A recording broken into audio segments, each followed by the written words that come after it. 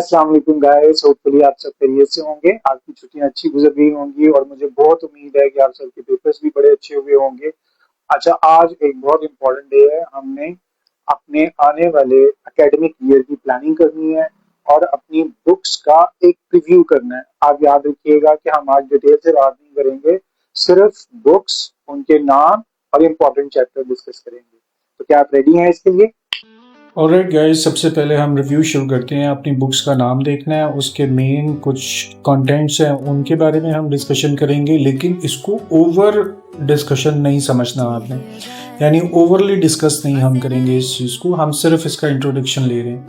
तो सबसे पहली बुक अकाउंटिंग है और आपने फर्स्ट ईयर में भी अकाउंटिंग पढ़ी है, बिल्कुल सेम इसी तरह से accounting part 2 will be introduced in your second year. Main chapters जिनके बारे में हमने डिस्कशन करनी है वो आपको स्क्रीन पे नज़र आ रहे होंगे। 5 इंपॉर्टेंट चैप्टर्स हैं, चैप्टर्स ज़्यादा हैं लेकिन सिंगल एंट्री है, नॉन ट्रेडिंग है, कंसाइनमेंट अकाउंट है, डेप्रिसिएशन अकाउंट और कंपनी अकाउंट है। और ये 5 के 5 chapters paper point of view से these are very important. Partnership और दूसरे चैप्टर्स भी हैं लेकिन ये 5 को प्रायोरिटी देनी है। सो हमने पहला इंट्रोडक्शन क्या लिया, अकाउंटिंग की बुक है और उसके इंपॉर्टेंट चैप्टर्स हैं। अच्छा जी, अब नेक्स्ट बुक जिसको हमने देखना है that is banking. Banking accounting से डिफरेंट बुक है। अकाउंटिंग में तो आपने न्यूमेरिकल पोर्शन कवर करना होता है, लेकिन बैंकिंग के अंदर सिर्फ थ्योरेटिकल पोर्शन है। और जब आप इसके कंटेंट्स को देखेंगे तो आपको लगेगा ये बहुत लेंथी बुक है। 15-16 चैप्टर इसमें आपको नज़र आ रहे हैं। इसमें से कुछ चैप्टर्स ऐसे हैं जिनमें जो पेपर पॉइंट ऑफ व्यू से इम्पॉर्टेंट हैं और पेपर में वो क्वेश्चन रिपीटेडली आ रहे हैं। जैसे आप कंटेंट्स में देखिए, नंबर 2 पे लिखा हुआ है कमर्शियल बैंक, इसको आप ओके कर लें।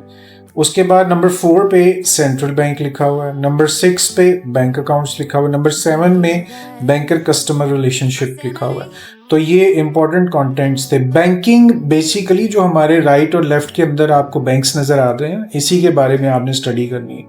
ऑल्दो चूँकि अब तो इंफॉर्मेटिक एरा चल रही है, हर बंदे के पास सारी इंफॉर्मेशन है, लेकिन प्योरली बैंकिंग और इसके इंटरनल अफेयर्स को इस बुक के अंदर डिस्कशन में लेके आया जाएगा।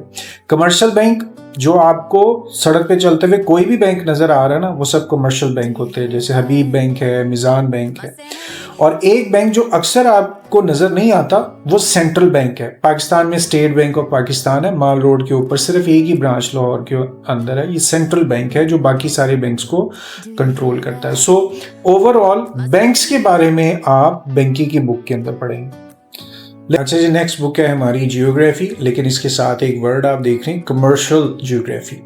जो आप छोटी क्लासेस के अंदर जोग्राफिया या जियोग्राफी आप पढ़ के आ रहे हैं, वो सिर्फ एरियाज़ के बारे में इंफॉर्मेशन थी। और कहते हैं कि कमर्शियल जियोग्राफी सिर्फ मैप्स या कंट्रीज़ का सब्जेक्ट है, तो आज से आपकी सोच बदल जाएगी। इस सब्जेक्ट में हम जानेंगे कि दुनिया के resources, agriculture, industries, transport, trade और कॉमर्स किस तरह एक दूसरे से कनेक्टेड हैं और हमारी रोज़मर्रा ज़िंदगी और इकोनॉमी पर इनका क्या असर है।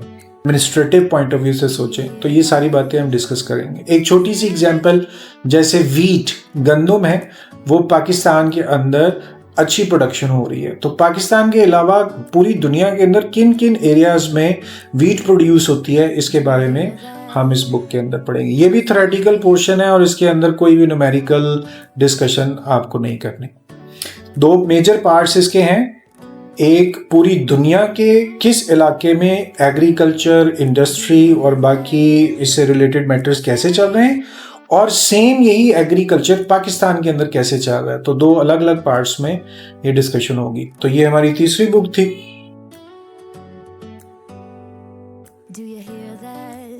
ऑलराइट, अब लास्ट बुक की तरफ आते हैं, वो बिजनेस स्टैट्स है। ये न्यूमेरिकल पोर्शन है।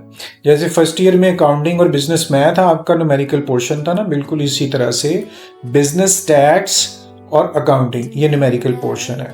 अगेन आपको ये ध्यान रखना है, ये ICS वाली स्टैट्स नहीं है, ये बिजनेस स्टैट्स है। यानी स्टैट का वो पोर्शन जो बिजनेस चलाने, मैनेज करने और एडमिनिस्ट्रेट करने के लिए ज़्यादा इंपॉर्टेंट है। इसके जो चैप्टर्स और कंटेंट्स आपको नज़र आ रहे हैं, पेपर पॉइंट ऑफ व्यू से मैं आपको बता रहा हूँ, जो चैप्टर जिसमें हम ग्राफ्स डिस्कस करते हैं, एक इस पे पिन आउट कर दें।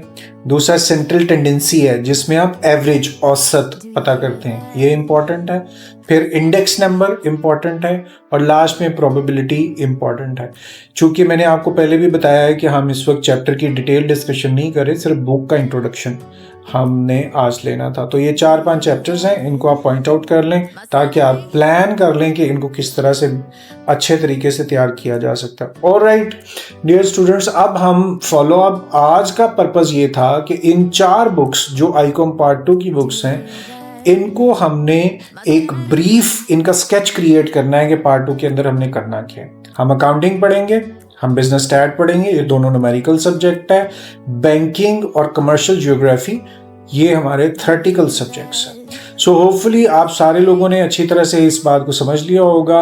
इंशाल्लाह दोबारा मुलाकात होगी। अगर आपकी कोई क्वेरी, कोई क्वेश्चन या कोर्स आउटलाइन से रिलेटेड कोई भी मैटर प्रॉब्लम है, आप मैसेज कर सकते हैं, टेक्स्ट कर सकते हैं या डायरेक्ट कांटेक्ट कर लीजिएगा। होपफुली आपको बात समझ आ गई है। नेक्स्ट टाइम मुलाकात होगी। Thank you very much for your time. It's time to say goodbye. अल्लाह हाफिज।